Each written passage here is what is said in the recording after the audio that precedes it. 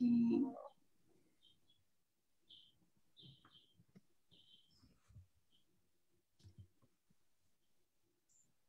Welcome, everybody. Welcome, welcome. Nice to see you. Welcome to the third day, no, the second day. It feels like the third already. The third edition, the second day of Power Skills Career Summit, Transformation Edition. My name is Diana Viola. I'm the Communications Associate at Career Advising and Transition Services at McGill the School of Continuing Studies. I would like to introduce my colleague, Valerie Niwini.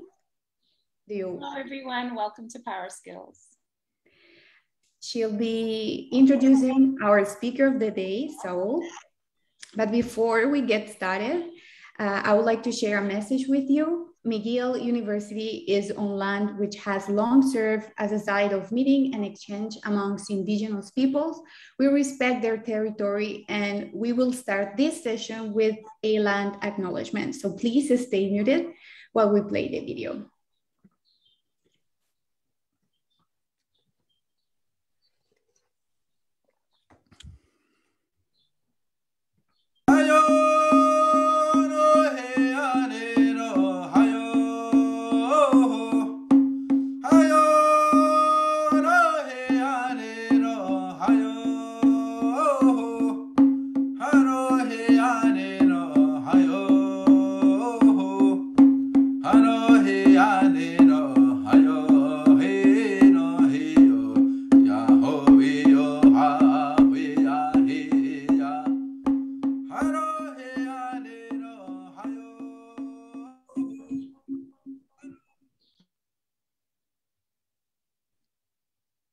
Thank you so much. So welcome today. We're in for a treat. Our speaker today is Saul Carliner, who is a professor at Concordia University.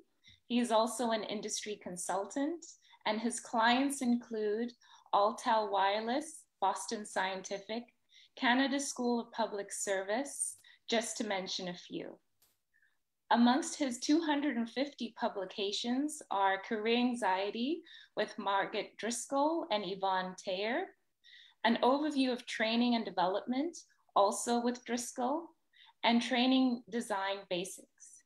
He is the president of the Canadian Network for Innovation in Learning, fellow and past international president of the Society for Technical Communication, and fellow and past board member of the Institute for Performance and Learning. To our audience today, introducing Saul Carliner. Good afternoon, everyone. Good morning, everyone, excuse me. And I'd like to welcome you and begin by sharing my screen. And I just want to acknowledge that my co-authors participated in developing this presentation. Margaret Driscoll, who's a project executive based in Westwood, Massachusetts, and Yvonne Thayer, who is with Vested Education Development in Christiansburg, Virginia. And if you've never heard of it, it's a tiny little town outside of Roanoke, which you probably also never heard of, but it's a little bit bigger. Diana has put the handout for this presentation in the chat, and I encourage you to pay attention. Although I want you to pay attention to me, I also encourage you to pay attention to the chat because that's how we're going to be communicating with each other today. So to get started, I want to communicate with you and want to find out where you are in your career journey. I'm waiting to start my first professional position. B, I'm in a work placement now, like a co-op or an internship. C, I started my first professional position in the past year. D, I started my first professional position in the last 1 to 3 years. And E, more than 3 years have passed since my first professional position. So if you'd share your where you are in your journey in the chat area, that'd give me an idea, a little bit of idea about who you are. So it looks like most of you, but not all of you, we've got kind of this bifurcation. A lot of people who have more than 3 years and many people who are waiting to start their first position. So we've got a little mix there. I think it'll be kind of interesting. And maybe some of the more experienced people will have some insights to share with the newcomers to the professional employment. Next question. What is your greatest concern, long-term concern about your career? Again, what is your greatest long-term concern about your career? And if you wouldn't mind sharing, if you feel comfortable sharing that, put that into the chat. Becoming bored. Interesting. We'll kind of address that one, Zanya. Anybody else have anything they're concerned? Staying relevant. We're definitely talking about that one. Finding a well-paid job, never really landing in a career. We'll talk a little bit about that too.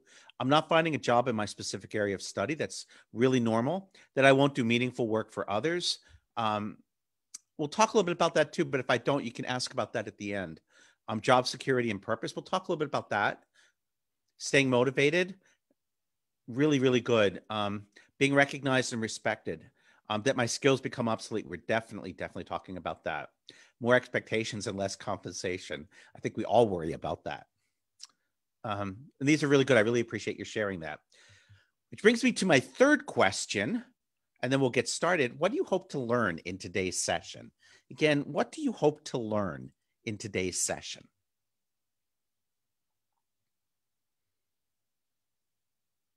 If you don't feel comfortable doing so, please share that in the chat. What do you hope to learn in today's session?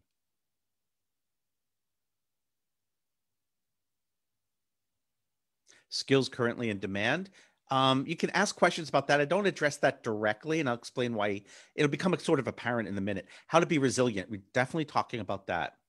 Whatever you're about to share. Thank you for the trust. Anybody else have anything that they're hoping to learn? Well, in that case, let's get to it. Oh, we got a couple more here. How to make good decisions about that will keep many options open to me in the future of my career. Definitely will be addressing that. How to manage career anxiety, that need to overeducate myself. We're definitely talking about that. How to thinking about maintaining my employability. Really, that's central to what we'll be talking about. And understanding how to quit myself for the career sector. Definitely we'll be talking about that. So without further ado, let's get to it. So this is what you should learn today. We're going to talk about, there are three main objectives I have for today's presentation in the hour we have together. First, describe the shift from something called career ladders to career frameworks in terms of conceptualizing your long-term employability. Next, to explain how both formal learning and development and work within the context of jobs, and each plays a critical role in your employability. So it's not just your degrees, it's also what you're learning while you're working. And then more specifically, I'll talk about a 5-part model for ongoing learning and development, which includes learning, development, separate from each other, I might add, networking, side hustles, and personal investments of time and money, which are all going to be really important. So the way I hope to do this is to share the life stories of real people who have been really employed. One little thing, except for when I share my own story, I'm not sharing their real names. So I want to share the first one with Mike. And Mike was when I began my career, Mike was the guy, everybody who started, he started about 10 years before I did. And he was the guy that everybody looked up to as the ideal professional. Mike was perfect. Probably the only man who at age 50 had a 30-inch waistline. Perfect shape, perfectly nice, perfect work. Everything about him was perfect. And Mike's, one of the things that we noticed very early on was when you work in a large organization where there's a very well-defined career ladder, and that would be like an advancement through the ranks. And in our particular case, you had junior, then intermediate, then you had associate, senior associate staff, and then there were the top levels that almost nobody ever got. One was advisory, and usually the people that got advisory were people who used to be managers at the second level, but no longer were managers. And then there was the senior role. It took about, and we all had it timed out. Took a year to get from junior to associate, 3 more years to get from associate to senior associate somewhere. And it didn't happen at the same time for everyone, between 8 and 20 years to get to staff. And then if you were lucky, maybe at 30 years, you might get advisory. It just wasn't something that happened. But everybody knew what the career ladder was and everybody knew what happened. And what was really cool about Mike for us was, and inspiring was, Mike hadn't been a manager. And yet, at 12 years into his career, Mike was promoted to advisory, a rank that nobody in our group had ever gotten to without a minimum of 25 and usually 30 years of service. So that was pretty amazing. Well, Mike lasted with that company for about just under 30 years. And that coincided with the time when they changed their retirement policy. And it basically said, if you work for 30 years, you'll get full retirement benefits. If you work for 35 years, you'll get the same benefits you would have gotten at 30 years of service. So he decided to leave the company, and he took a senior management job with another company. And he worked for them until he formally retired. And now what he does is he writes people's biographies up. He's like a writer for hire. And he's very, very happy with it, and it allows him time to take care of his grandchildren with his wife. Well, Mike's career is an example of something called the career ladder, where you have a defined progression through the ranks. And this works really well when you also have a single career with a single employer, because then everything works according to time and everybody expects everything according to time. So here's an example. You're an associate engineer. You might be in that job for 2 to 5 years. Senior associate, 5 to 10 years. Staff, you'll be there for 3 to 20. And notice we've got, once we get to the staff, we've got this dual career ladder. We've got a staff job on the left, and we have a management job on the right. That's called a dual career ladder. And what happens in that is that you've got equal levels. So your salary is the same, but some people can work as individual contributors, which means they don't have to manage other people, and other people do manage other people. And there are jobs that correspond at both the first line, middle manager, and senior manager levels in both the individual contributor and management career paths. They are identical levels. It's just the nature of the job is different.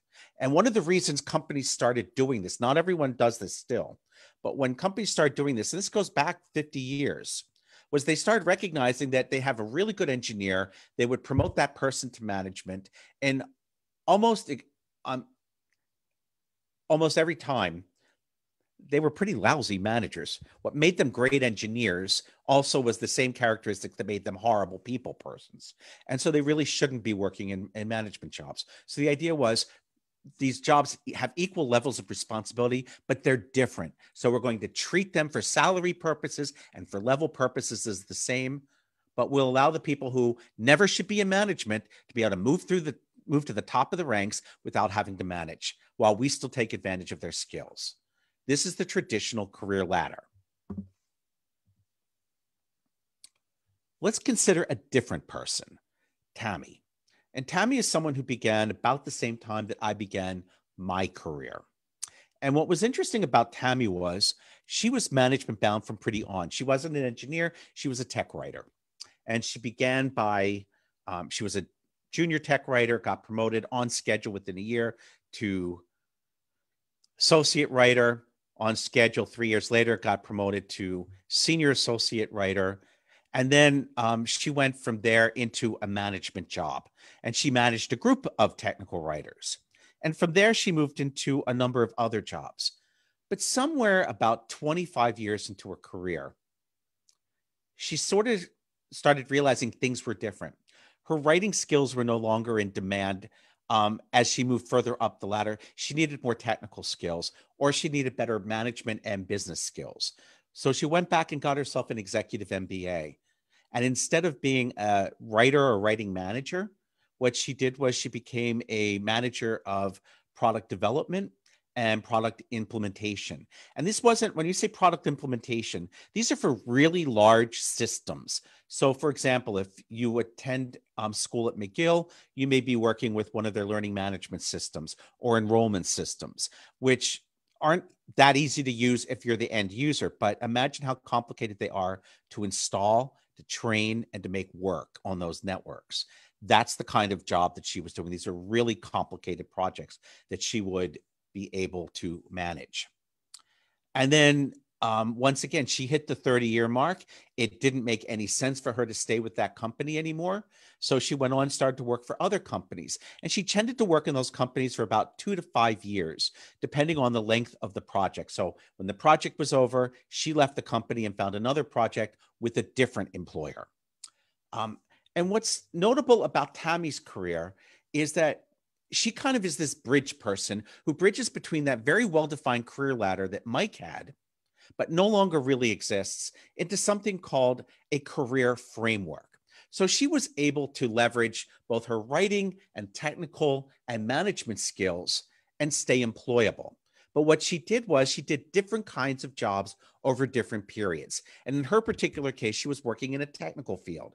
So she may have been a product engineer, which is the job title she had, and she went in and out of that. She could have been a quality engineer, product. And notice a lot of these jobs, they seem more like lateral moves than vertical moves. And that's one of the things that's characteristic of the career framework. Sometimes you're not necessarily moving into a job with a higher level and a higher salary. And that's partly because the career ladders in most companies are being compressed. That is, they're not having as many levels within the organization. They're not employing as many people. And it also means is partly because when you move from place to place and you're working project to project, what's most important is what you do, the experience that you're getting, as well as the role that you've got.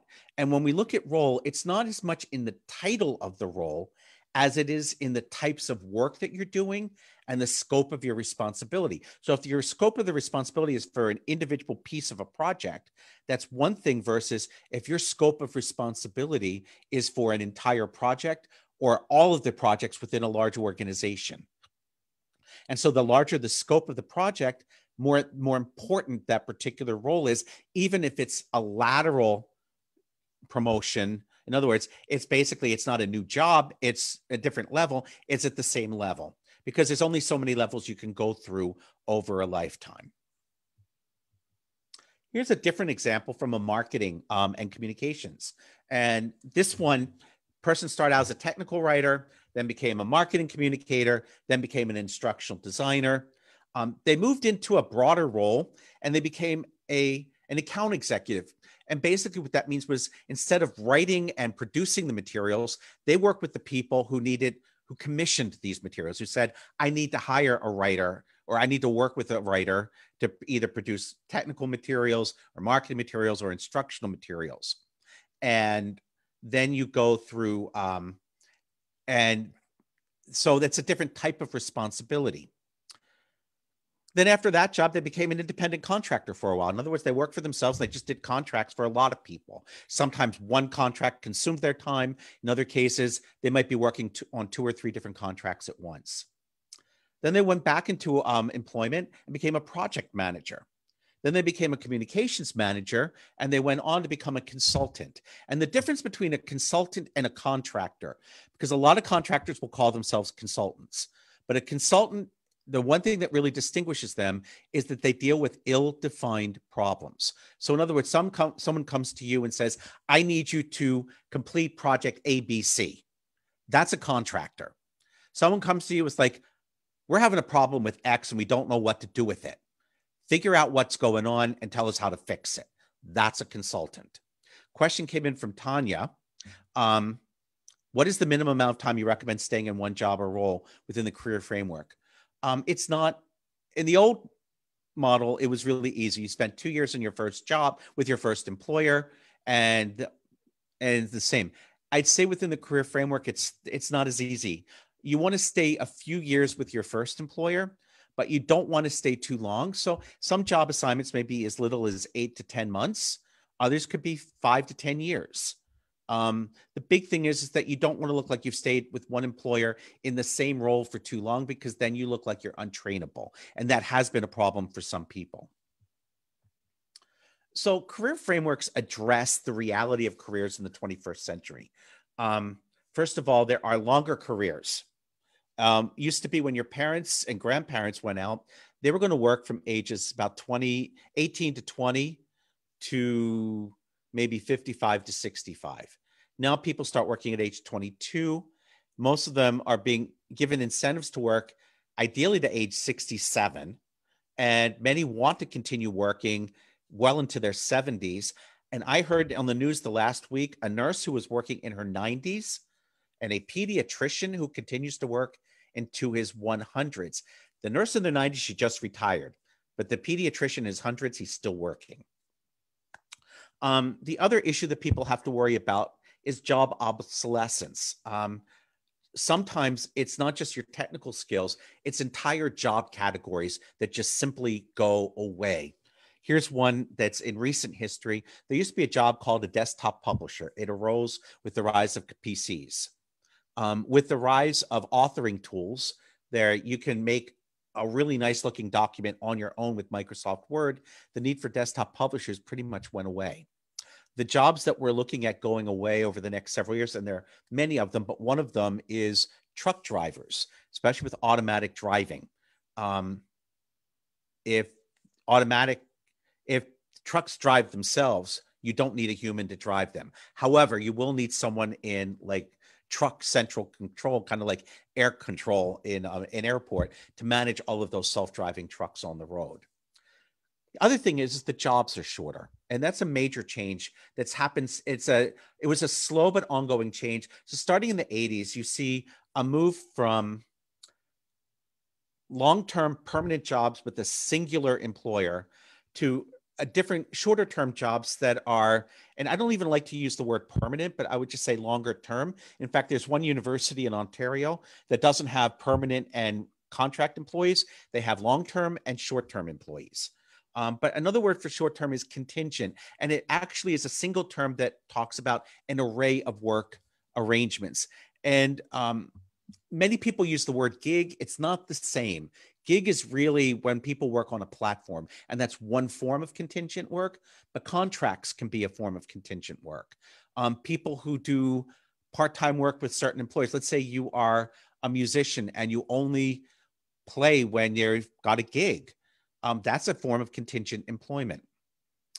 And so that's why why the idea of the career ladder has gone away. So what strategies do you use?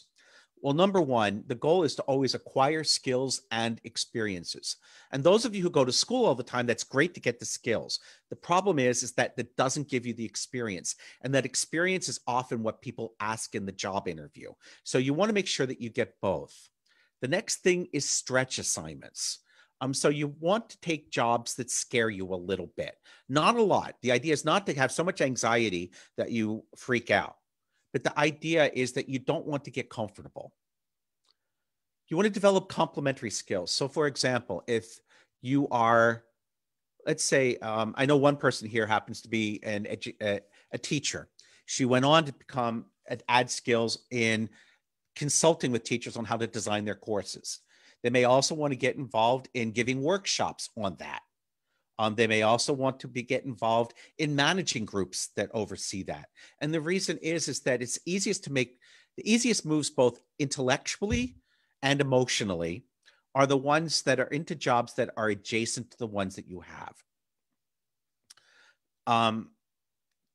The next strategy you need to consider is maintaining your current skills with new technologies and processes. So you want to make sure that you become familiar with the new technologies that are emerging, even if your employer doesn't use it. You want to at least be aware of what it is and what its capabilities are so that if you needed to, you could learn it on your own. The same thing with processes, because everyone thinks all of the great advancement is happening in technology, just as much as happening in process. The way we did things 50 years ago is not the way we did things 30 years ago, which is not the way we do things today. And a really simple example is software. They used to do all of the planning, all the development, all the testing, all the revision, more testing, more development, more testing, and then they would launch. Now they mix all of that up into something called Agile, where you have little bits of software developed and tested at the same time, and then you move on to the next piece. And then at some point you have a completed product. And the other thing that you need to constantly do is check your general skills. In other words, how well do you interact with others? How do people respond to you? We become different people as we age. Some of us become more mellow. Others of us become, how do I put it, crankier. So you want to be careful to see how people are responding to you. And so this is the difference between a career ladder and a career framework. On the left is the career ladder, where you're always moving up. Career framework, it's moving around. It doesn't mean you won't see an increase in salary. You can negotiate an increase in rate. It doesn't mean that you just simply have to take whatever work comes along. Because remember, if you've got a lot of experience, you're going to be in demand. But you don't have to, if you're not happy with that employer. It used to be if you had a miserable employer, and I've seen a lot of people like this, they hate their employer, they're miserable, but they stay there because they feel like they have what's called golden handcuffs. I need to stay there until retirement. Well, the beauty of these days is, you know what, if the employer mistreats you, say, look, that's fine. I'll find another job elsewhere. And in fact, I think it's one of the most empowering thing a person can do if they're very unhappy in a particular job. So let me ask you, how do you think the shift from career ladders to career frameworks will change the way you plan your own career? How do you think the shift from career ladders to career frameworks will shift the way that you plan your own career? If you feel comfortable, share some thoughts in the chat.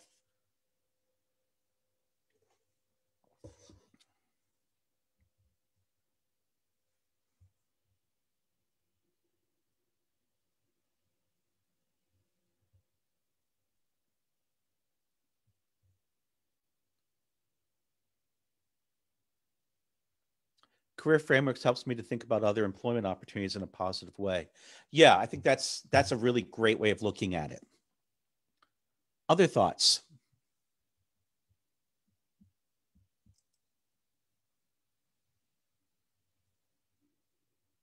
Does anybody have any questions about what a career framework is and how it differs from a career ladder? See how I can develop the skills I have now, taking more initiative in developing my own tech skills. That, Anna, is a really central concept to all of this. Get more curious and interested about things happening around me, which I used to ignore. Lisa, I'm going to go one further. It's almost essential that you be aware of that. Makes me think of how I apply to my skills to other roles besides what I'm doing now. That's really good. And also, you can look at those roles and say, could I do that role? And if I could, how would I do it differently than the other person? Or you might use the word I usually use, which is better, but I don't like to sound obnoxious with that one. But I usually like to say, well, how would I handle that role? In some cases, like, you know what? I don't think I could do it. In other cases, like, I think they don't know what they're doing. I like the idea of a career framework. I've done the career ladder, do not care for the management. So this provides a viable option. Yeah, the ideas. And then there will be some jobs that you take that are merely stepping stones. It's either to get experience. And by the way, someone said, I want to do something meaningful. And I think that's great. But there will be times in your career where it's even more important to do something that pays the grocery bill. And I might add the rent bill, the insurance bill, and all those other bills. And you know what? It's okay. One of the best pieces of advice I ever got about careers was, you have a job, you work about 250 work days a year. You're not going to be happy every single one of them. And that's okay. The idea is that you want more days that you're happy than when you're not. I think the other thing too is sometimes jobs that may seem mundane, part of the reason it seems mundane because we don't take the time to say, what is the bigger picture here? What is it that we can do? Why is this happening? Because sometimes a job that just seems like this little piece of a cog in a wheel and you have no idea why you're doing it actually is really important. But sometimes, and there's a career expert out there who does the dirtiest jobs, and he does a TV show. His name is Mike Roll. And he just says sometimes what you'll do is you'll take a job because you need it, but you may find the passion for it as you do it because you'll discover these little things about it that you never realized were important. Leah comments that the career framework seems to shift responsibility on the individual versus what was traditionally defined as a predefined path within the company. That is a super important concept, and it's a great transition to where we're headed. So I want to talk a little bit about an experience that I had in my career. And someone asked earlier, a few people said, I don't want to get bored in my job. And I had taken this job, and they had promised me the moon. And to say they didn't even give me a night light probably overstates how disappointed I was in the job. And I'll never forget, I went to a conference once that had nothing to do with my job. I was meeting people and I was telling them what I did. I just said what I did. They said, that sounds so boring. You need to get out of that job. So flash forward maybe about 3 months. And we're having a little water cooler conversation. And we had this new part-time person working with us who was organizing a conference. And most of us were developing training programs. I worked in a training department at the time, but she was organizing a conference and she was talking about something. And I just responded and said, well, is it a union hotel or not?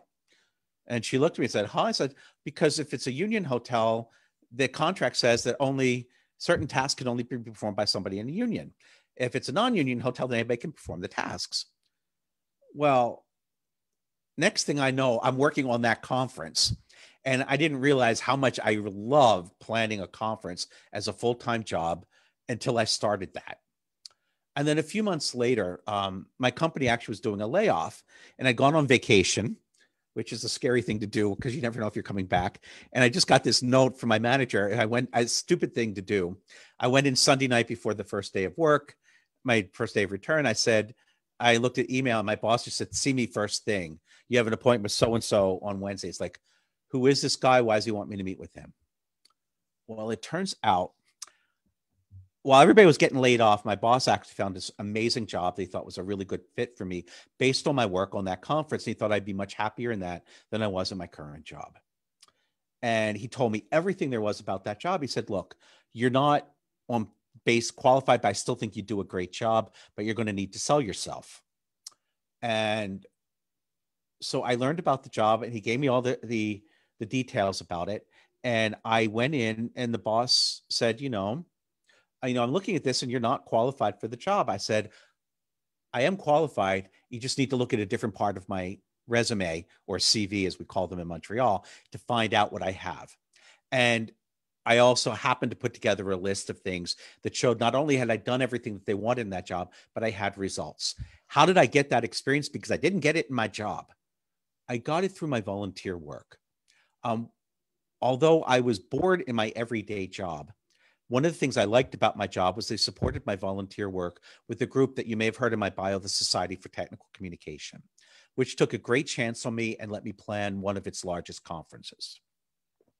And just as a little matter of fact, there's a little competition going on here because I wanted to make some major changes. I was young, early in my career. I thought there were some major changes that the conference needed. And the predecessor who had the job before me said, I wouldn't want to be the chair who oversaw the drop in attendance. So I fanatically followed attendance and sales and everything with this event. And it turns out she had a 3% increase when we had a 10% increase in membership. I had a 15% attendance when we had a 10% increase in membership. So I learned all of this stuff that they needed for measurement of marketing materials and promoting and designing products and programs to sell stuff. But it was in my volunteer section and I made sure it stood out there. But the point is that sometimes you are going to learn things on that are useful for the job, but you're not going to learn them in the job. And your challenge is, how do you make sure that you are aware of that? And how do you make sure that you communicate that? Why is that important? Because employers value your experience as much as your credentials, if not more. So that's really important. I know we're talking for a school. I work in the education industry. I'm a professor, but there are limits to what your education will get you. There are only so many degrees that you need. At some point, you need to prove that you can really do it on the job. So credentials include things like degrees, which I think most of you will be familiar with, certifications, which are not the same things. People confuse these. You can go and get a certificate, and there are academic certificates offered by academic units. I know that McGill's continuing ed school has a number of certificates. And what that certificate says is that you have completed the requirements for a program, which is usually a series of individual courses. Certification is a validation of experience and skill by a third party. It is by nature some sort of examination. It can be a test, like a licensing test, because certification is like licensing. The difference is a license is required to do a job. Certification is voluntary. So when you get project management certification, they can never require you to have it because there's no law that says that, but it can be a preferred qualification. And you sit for a test, and you also have to have a certain number of hours doing that work. By contrast, if you have a license, you cannot be a doctor without a license.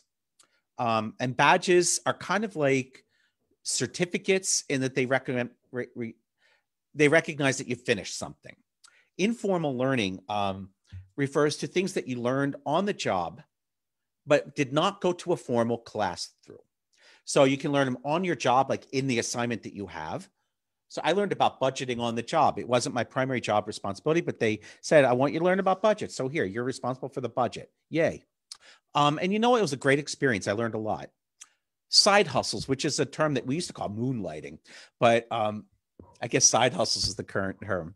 And basically it's saying, you know what, I can get a lot out of my job, but for whatever reason, I just want something different. I want to get more experience, whatever. I'm going to do additional work on the side. So these are additional hours, work for usually a different employer over and above your regular work hours. In some cases, they are in the field. In other cases, they are unrelated. So a lot of people, I'll share a cute story. A friend of mine had a daughter. She said, I can't decide if I want to be an actress or work in retail. And her mother said, I have a feeling you've got a career in both in your future. And so she could work in retail, but when she got an acting job, she could take it.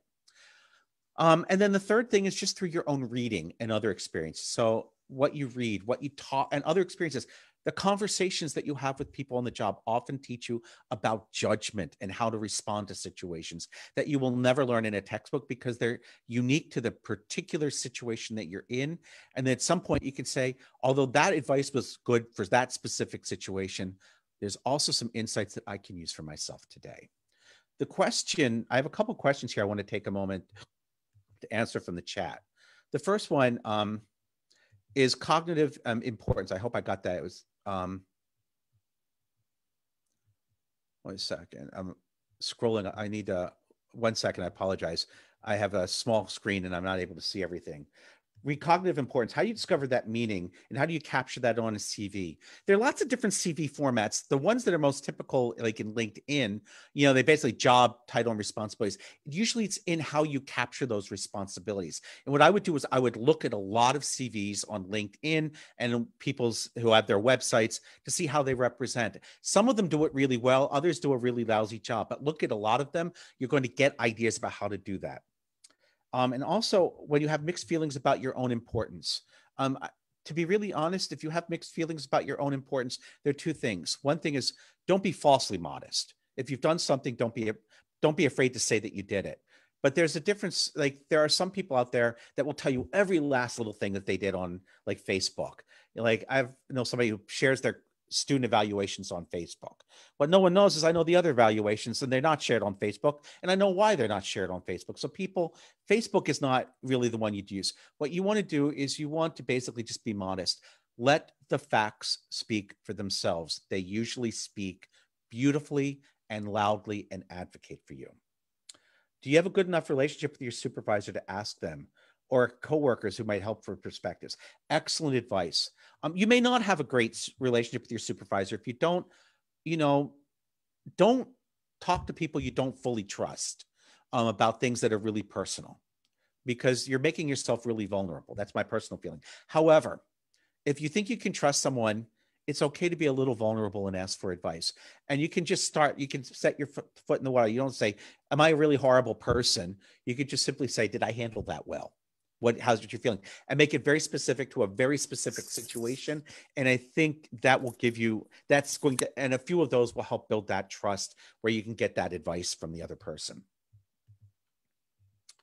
Informal learning and interpersonal experiences are ideal for developing judgment, building your communication skills. The best way to become a good communicator is to communicate. And I might go with one other one. It's not just the things that are really great that you do well. You will say and do things that you will in time either find out through a third party or from the other person, or figure it out on your own that maybe you didn't say it all that well. And I had a coworker once named Bernie. And basically what he said was, he was married 3 times. He said the first one didn't matter because I didn't learn anything from it. If you learn and grow and change your behavior from it, that's what's most important. We are human. We are not perfect. If you hurt someone's feelings, apologize. I know we don't believe this, but I've seen this. The power of an apology when you've made a mistake is phenomenal, and it really builds your emotional intelligence, and it demonstrates that. And it also builds your communication skills. But the best way to build your communication skills is to do it by writing, speaking, and interacting with other people. You learn from how you handle real world challenges, and you build skills that for whatever reason you can't on the job. The other nice thing about getting older is you have more experiences under your belt. And when something goes wrong, you'll say, you know what, this isn't identical to that, but it's very similar to that when that happened. And you know what, this is how I handled that. And that seemed to work well. How can I adapt that to this situation? My colleagues think I'm overqualified for my current situation. My supervisor is great, but very busy managing up a very needy management team. That sounds like some really specific things that are probably beyond the scope of what I can handle now. The one thing is if you act like you're overqualified, people don't like that. But if you just do your job and act respectful and equal to everybody, what I find is people don't pay attention to your credentials. They pay attention to you as a human being. That's my own personal experience. Yours might be different. So let me ask you, what skills have you learned informally? And has anyone ever formally recognized you for those skills?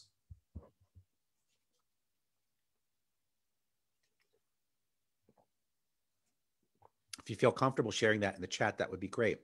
So what skills have you developed informally? And has anyone formally recognized you for developing those skills? Project management, that's terrific. And that's one you usually, I mean, you can read a lot about it, but it's easiest. You really get the nitty gritty just from doing it. Mentoring, absolutely. I mean, you see all these books about mentoring, but the reality is each person and each mentoring relationship is unique and it requires its own unique dynamics. Leadership, coaching, a lot of these, and these are the ones that are hardest to define, I might add.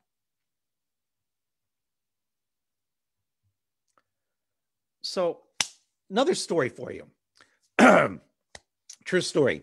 Years ago, I was at a conference and I was on a dinner cruise. And there was this guy who I'd never met before in my life who kept coming up to me and said, Saul, you got to get certification for tech writers. I have to be really honest. I have no idea why he thought I could do it. I had no role in that organization at the time. Deciding to launch a certification of a particular profession, it's not a singular responsibility of a single person. It's a community responsibility. It's a community decision that the implementation of that is done by a group of people. But he kept hounding me. And I would walk away and he'd follow me and said, you got to make certification happen. And then he finally told me his story. It was the early 1990s. And I'm not sure how much you know about the history of that time, but it was at the end of the Cold War and a shift from a really highly defense-oriented economy to an economy that was really based on consumer goods. And this guy had worked in the military industry for years. In fact, his entire career. And he was a tech writer like I was. And he had learned to write military specifications. But the market demand at the time was for user manuals. So instead of writing for people who worked in who worked in the Army, the Air Force, the Navy, and the Coast Guard, who were highly trained on how to use aircraft and maintain the aircraft, he was going to write PC software documentation. That was what the job was, where the end user was somebody who had a high school diploma. And that's all we really knew about them. And as a result, his skills were out. He didn't know how to do that job.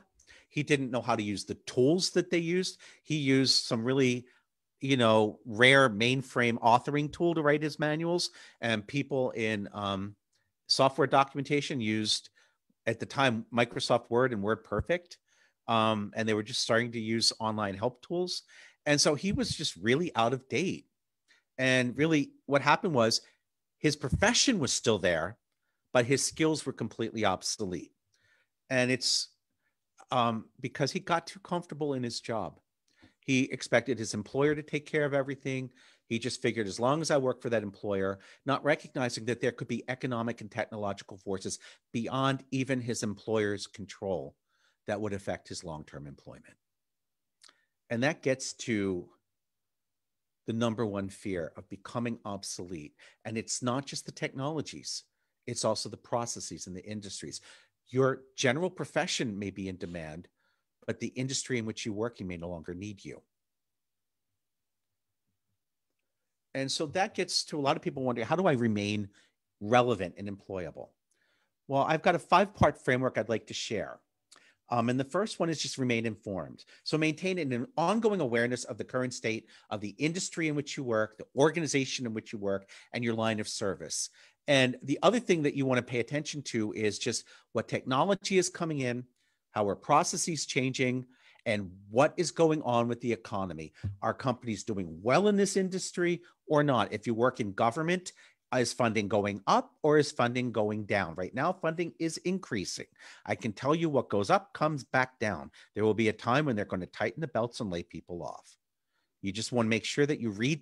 A lot of this can be done by reading the news in your line of work, in the industry, and on pages of papers like the Gazette or the CBC website or the Globe and Mail or the National Post.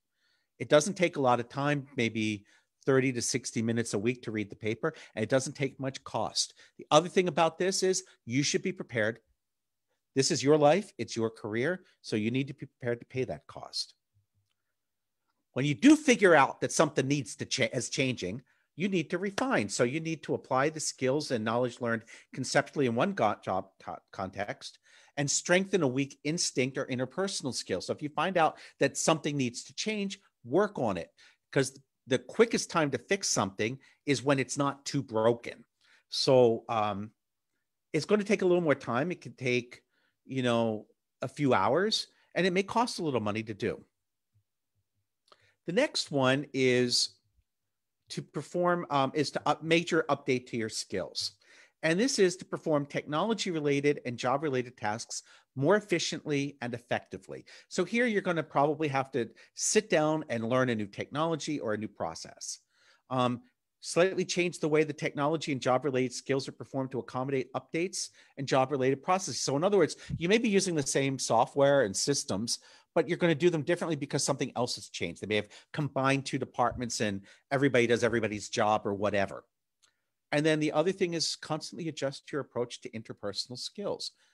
What has been acceptable in one period of time may not be acceptable anymore. I keep thinking about the world my grandparents grew up in and the language they used to describe certain things that could not be used today. And the big thing is it's important to keep up with that. And this is going to take about the same amount as refining your skills. The next thing that you can do is to upskill. And upskilling is basically adding a major new job responsibility through a promotion or a lateral transfer, replacing the use of one technology with another, and replacing one job process with an entirely new one. So there is something major that you need to do. And at this point, this is when, usually with the update and the upskill, this is when you start looking at courses. And with major upskilling, you may be looking at an entire program of study. And then finally, but we get to reskilling. And this is when you're moving from one line or occupation of work to another. And what's really interesting is that although this happens, it's not as common as a lot of people think. What most people do is work within that career framework, and they make a shift within an industry that they're in. So they may move from an individual contributor to a management job within the same industry, or they may work from a supplier in the car parts to the big company that's making and selling those parts. Or they may move from a sales job into a training role, which is actually a very common transition. But sometimes reskilling means I'm just chucking this line of work and becoming something else. I'm going to become a nurse, even though I've been an engineer my entire career. Well, in that case, there's going to be a lot of time and a lot of money, and you need to be prepared to pay for it. The other thing you need to ask is, as you get older, is it going to pay back the investment? And that's a question that only that you can answer. But, to take on an exceptional amount of debt in your 40s to completely shift a career that you may have for 15 to 20 years, it may make a lot of sense. It may not make a lot of sense. But I do encourage you to think about that, because that debt is something that's going to affect your life choices over the next 20 or 30 years. And this is the entire framework, once again. The other thing is that, when we think about this major reskilling, and going from, I just need to be aware of what's going on to I need a major overhaul, we usually think about my technology skills or my industry skills or my process skills. But sometimes your interpersonal skills are really important. So one of the challenges of facing workers is that you are not the best judge of you. And most people do not want to hear that their own skills are not top notch. And that's a really, really hard thing to say. But I think we got a really well-timed question. How do you discern between bad luck on the job market and a real need to resell, as in past training becoming obsolete? If you have questions, that's when I would go for a third-party assessment. And one of the reasons that I would do that is you're not, as I said, you're not the best judge of you. It's one of my favorite titles of a journal article, but it's true. Most of us do not self-assess well. I'll give you an example. I was at a session once, and the speaker began by saying, how many of you are in the top 20% of your class? And almost everybody raised their hand. Well, we can't all be in the top as much as we all wish we were. And so I think the big thing is some people are really self-aware and they know, I'm a horrible communicator, or as much as I try not to, I just keep saying the wrong thing with other people, or I try to be cooperative. But what I find is the people that say that out loud, usually the ones with the biggest problem. That's my personal observation. You may say it out loud and you may be absolutely a wonderful team player. But I remember years ago, I taught a project management class, and I had a student, and I had a rule in that class. It's like, you have to call me to resolve a problem in your group. That's everybody loses a grade.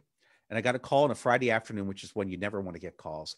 And a student was in tears and said, I don't care how many grades I lose. I can't take it anymore. And I did my due diligence at that point. And there was a man in that group, and it was a man who had the hots for, there's no other way of putting it. He had a crush on one of the girls in the group. He ignored a second girl in the group, and he had it in for the third woman in the group. And the one who was ignored was the one who really explained everything to me pretty well. And what she had observed was that he was actually quite misogynistic to the one he really didn't like. And the one he really did like, he was just like puppy dog with. Well, he got a grade in the course that was commensurate with what his work was. And he said, I want to take you out to dinner. It'll only be 5 minutes, but I want to tell you why I earned it, really should have gotten an A. And I wrote back, you earned a B and you earned it the honest way. It's something important. I don't want your dinner. I'd be happy to meet with you in the office to explain why. I never heard from him ever, but I did hear about what happened to him. His employer had a layoff about a year or so after that, and they only laid off 2 people out of 40, and he was one of the 2. And I can guarantee you it was because of his interpersonal skills, because that's what his coworkers had told me. And I wasn't surprised. He was going back to school to get a degree. And a degree is great. It gives you extra credentials. But if you've got interpersonal skills problems, your degree will not fix those.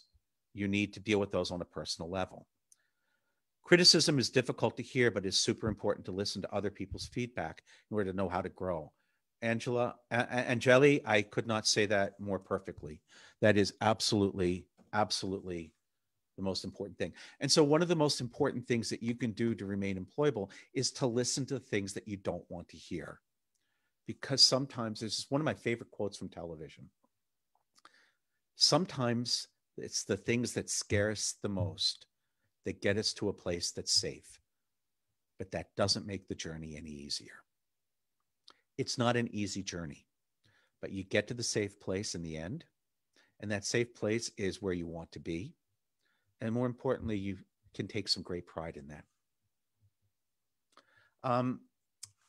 I charted a number of different people's careers that started when I did.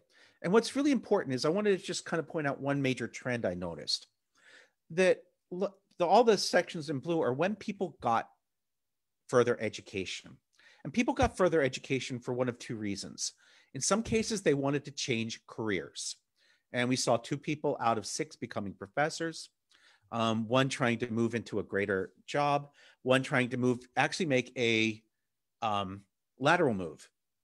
And then one became a project manager and executive. And then one got it was a diploma, like a DEC that we would call here. It was a community associate's degree in the States in print graphics. It was weird because he got it in 2005, just as print graphics was completely going out of style. So I was kind of surprised. And the employment, unfortunately for Len, has not been particularly stable since he got that degree. So not every degree is going to be useful. That's why it's really important to get that outside advice, or at least get a second opinion to make sure you're making a good choice. So let me ask you, what do you plan to do to maintain an ongoing awareness of the currency of your own skills? If you would share that in the chat area, if you're comfortable.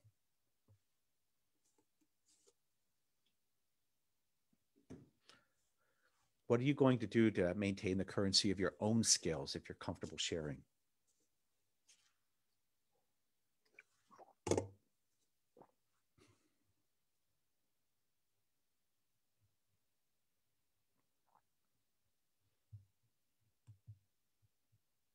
Talk to other people in my industry. That's the best thing. I mean, you need to talk anyway, so you might as well talk about something that's useful.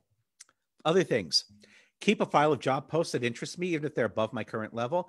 Track my skills. In fact, I would go one further, Rachel. I would actually say, all right, what is it that I'm missing, and how do I fill that in? And if you feel comfortable doing this, find someone else who might also be able to give you their perspective on it. So you're not just relying on your own hunches, but you've got some second and third party opinion. Anyone else want to share? Well, that gets me to a couple of suggestions. Attend conferences, absolutely. So in your 20s, develop habits that are conducive to ongoing career development. So regularly set aside some funds and time for development. I'm not talking about like thousands of dollars. Just a few $100s a year can usually be very helpful, and an hour or two a week. Keep in the habit of keeping up. So in other words, just read every week. I'm not saying even if you just skim the headlines, it's better than not looking at anything. The next thing is create your own network. It's very interesting. I saw something in a job posting about 2 months ago that said referrals will be given preference in the process. What that means is yeah, you can submit your posting through the automated tracking system that most employers have. But if you know someone, let them know that you're submitting, because sometimes that really will make a difference. And it's not necessarily your best friend. Research has shown it's called the loose nodes, or the far nodes in your network. People who are aware of you, they would know you to look at, they should remember your name. They can often be a great source of employment. And the other thing is leverage your side hustle, if you have one, to build your skills and gain experience. And also recognize that it's possible to sustain your career while also having a family and social life. That's really important, because careers you need something to balance. And I also find that a family and a social life grounds you. Also become familiar with any tax credits that can help you offset the cost of career development. There's some really interesting ones from the Canadian government for those of you who are joining us from within Canada. And I encourage you to become familiar with those. In your 30s, renew your commitment. This is something, it's kind of like dieting and exercise. You do it for a while and it's like enough. But you got to keep doing it because it keeps you healthy. Diet and exercise keeps your body healthy. Career development keeps your career healthy. Nurture your network. Leverage your side hustle. Also, assess the likelihood you're going to be able to remain in the job and industry and organization over the medium term and the long term. And if not, consider, well, what am I going to do? And then start making plans to update, and also make sure that you stay grounded in your own personal life to the extent possible, so that you have, again, that's just a really good balance. So kind of close out, what is the most important thing that you've learned in this session? What are you going to take away from this session? And name one concrete action that you can take to ensure your long-term employability. What is the most important thing that you've learned in this session? And one concrete action that you can take to ensure your long-term employability. If you're comfortable sharing, please do so in the chat.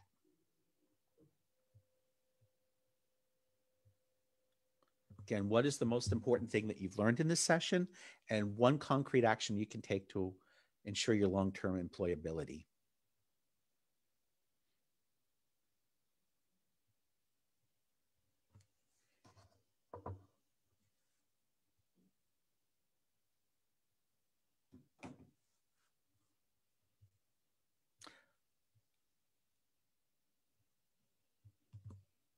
Once I make the decision to stay in this industry, take advantage of my company's learning tool and retool by obtaining badges.